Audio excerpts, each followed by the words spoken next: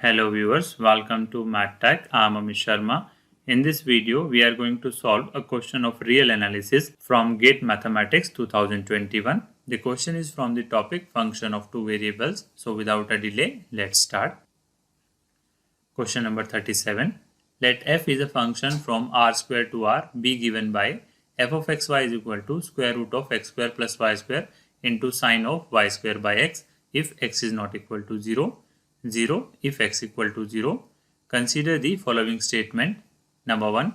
F is continuous at 0, 0 but f is not differentiable at 0, 0. 2.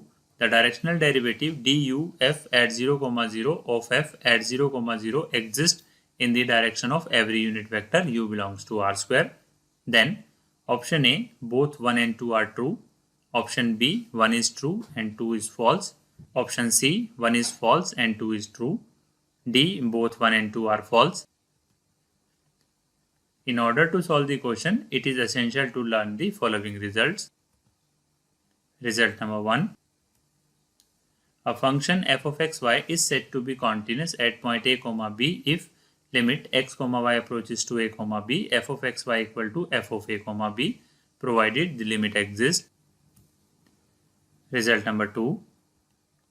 Suppose z equal to f of xy is a function of two variables with a domain D. Let a, b belongs to D. Define u equal to cos theta I plus sin theta j.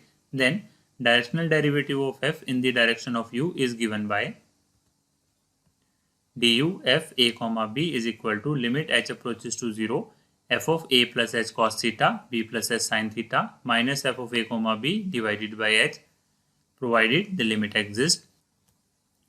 Result number 3.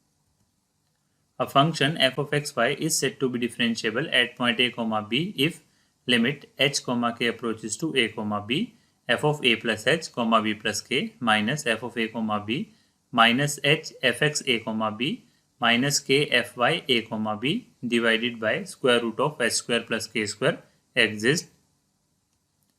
Result number 4.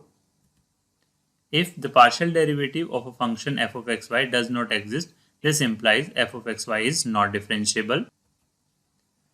Now given f of xy is equal to square root of x square plus y square into sine of y square by x if x is not equal to 0 and 0 if x is equal to 0.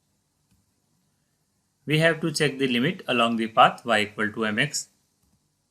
Substituting y equal to mx in the given function, we have limit x approaches to 0 f of x, mx, which is equal to limit x approaches to 0 square root of x square plus m square into x square into sine m square x square by x. After simplifying, we get limit x approaches to 0 x into square root of 1 plus m square sine of m square x.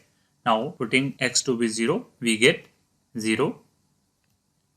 This implies limit x y approaches to 0, 0 f of xy exists. Also, limit x, y approaches to 0, 0 f of xy equal to 0, which is equal to f of 0, 0. This implies f of xy is continuous at 0, 0. Now, for the differentiability of the function, first we have to find the value of fx at 0, 0 and fy at 0, 0.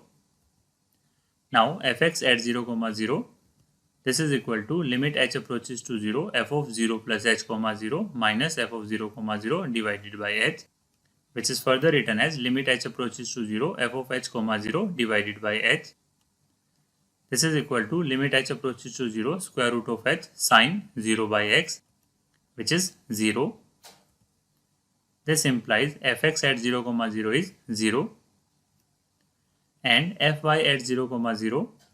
This is equal to limit k approaches to 0 f of 0, 0 plus k minus f of 0, 0 divided by k, which is further written as limit k approaches to 0 f of 0, k divided by k, which is further written as limit k approaches to 0 square root of k sine k square by 0, which is not defined. This implies fy at 0, 0 does not exist, means the partial derivative of f at 0, 0 does not exist. This implies f of xy is not differentiable at 0, 0. Therefore, statement 1 is true.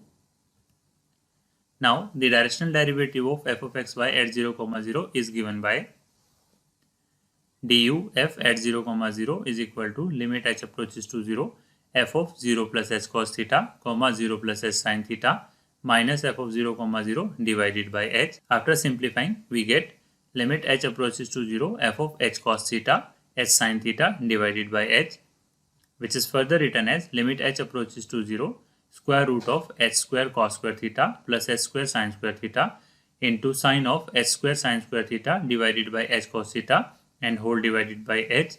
Again simplifying, we get limit h approaches to 0 sine of h sin square theta divided by cos theta. Now letting h to be 0, we get 0, which is a finite value. This implies directional derivative of f of xy exists at 0, 0. Therefore, statement 2 is also true.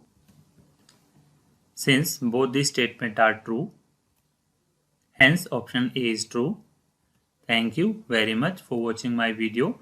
If you like the content, please do like, share and subscribe my channel. If you have any query, comment me. Thank you very much.